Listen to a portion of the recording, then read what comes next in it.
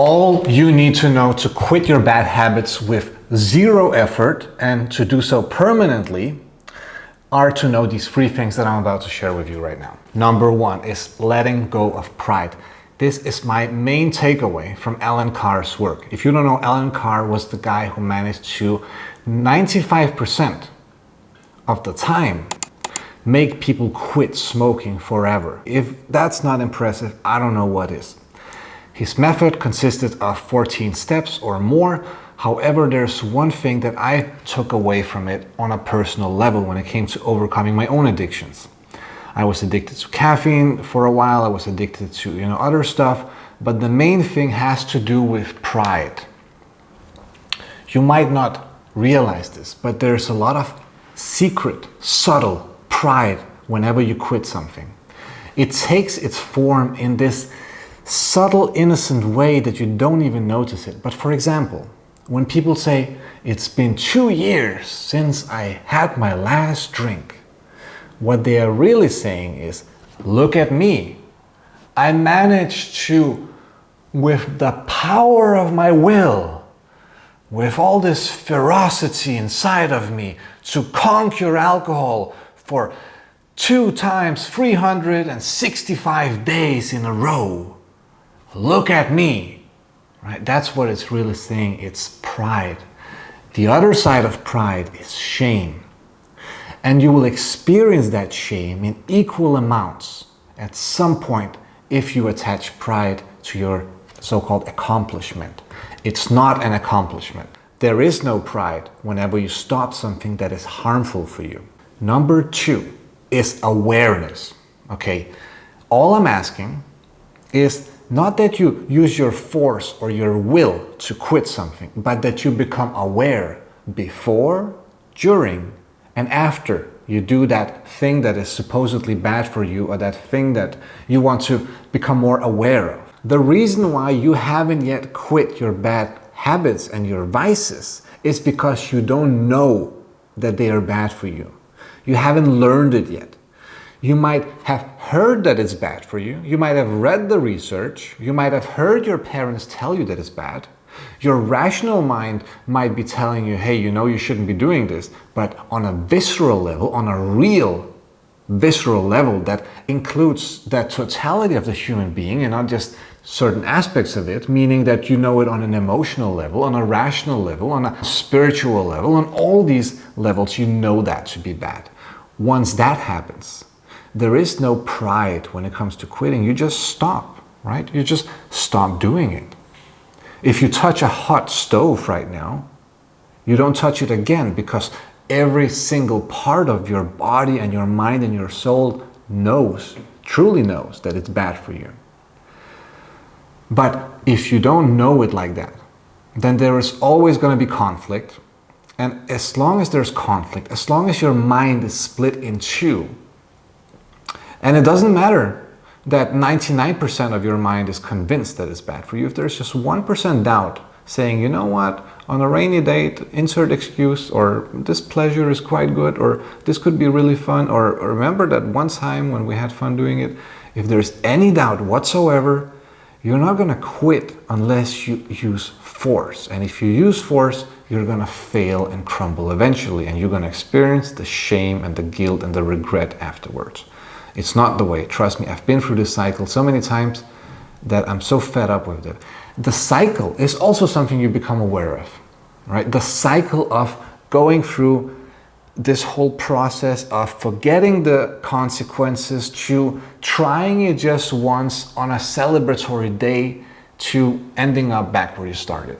You become aware of the process as well. So awareness is the key. That's all you have to do. Just become aware, introduce awareness, and the rest will follow. You will take the right actions after that. It reminds me of this guy who was in Scientology for 20 years until he escaped. And what he said was that he knew from the very first day, inside he knew that, he was about to get involved in something that he would regret later on. So, there is that knowing inside of us, but we still have to introduce the awareness. If we don't do that, we allow ourselves to feel certain symptoms that can turn into big problems later on.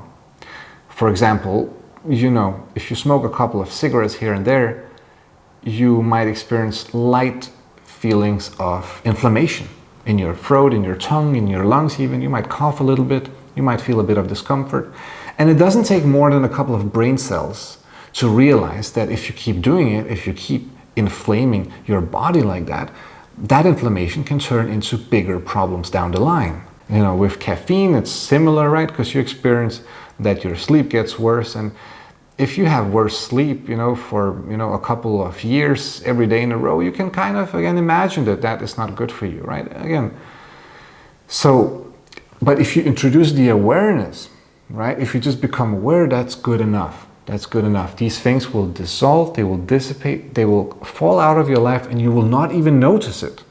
Okay, you will not even notice it. You will just stop doing it. There is no number 3, actually. Now that I think about it, there is no number 3, and there is actually not even a number 1 either. I just wanted to make it clear that, pride is a big problem, and it's a big problem why people fail. And I think it's actually a bit disturbing that most of our so-called literature on addiction is so focused on pride, you go to an AA meeting and they have like small, you get like a medal every time you reach one of those benchmarks, like 90 days or one year and 10 years. And they almost have this hierarchy where they bow to the person who's been there for 10 years and they ignore those who've only been there for 1 week. It's like some, karate club or some weird corporation, and that's obviously not the way. You don't want to involve any pride in that. You don't want to become ego invested in this endeavor,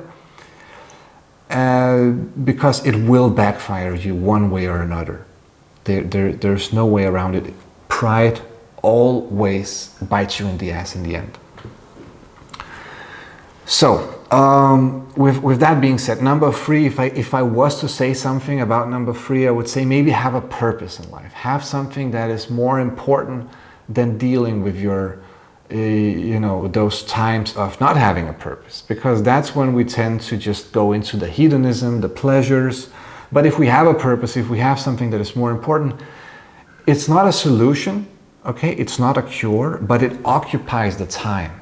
It's like a distraction, right? So again, number 2, the awareness is still alpha omega, okay? Don't forget that.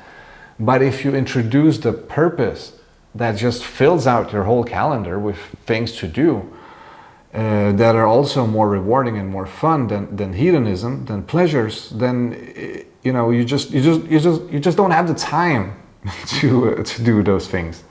Which can be helpful, and you can kind of cheat yourself into a lot of days of so-called abstinence. You might think, is it that simple? Like, is that all it takes? And yes, and you will be surprised, especially when you start noticing how much pride there is in this whole process. And a lot of our perceived notions of quitting being hard stems from pride. There is a part of us, a part of our egos that wants it to be hard. And because of that, we orchestrate this whole reality around quitting as something that is mentally tough and draining and requires a lot of willpower and achievement. Why? Because our ego secretly wants to have something to achieve, something to write on its metaphysical CV. So once you start entertaining the idea that, maybe quitting is actually easy, maybe all these people are wrong, and maybe quitting was easy all along. And maybe the idea that I had about it being hard had to do with pride more than anything. The collective pride, my own pride, and all these prideful people that I've met throughout my life that were so proud about having quit something. What if that wasn't the case? If you entertain the idea that it could be easy, the pride fades away, it becomes easier, you introduce more awareness, and with time these things dissipate or dissolve. And if you do figure out, maybe this is good for me, and your whole mind agrees with you that it is good for you. I'm not saying this will happen, it's very unlikely, but it could happen, right? It could happen that you will go the other direction. You will find, this is actually good for me. It serves me. However, now you've eliminated the doubt. You've eliminated the voice that said, I don't like doing this. This is not healthy. This is not good for me. Now that is gone. So you've created more calmness around your habits, right? They're no longer bad habits. They're just habits. They're just something you do and you enjoy doing them. And every single cell of your body rejoices in you doing it. That's also quite amazing, isn't it? So whatever you do and whatever you set out to do and whatever outcome you expect or want, awareness is the key. So thanks for watching and until next time.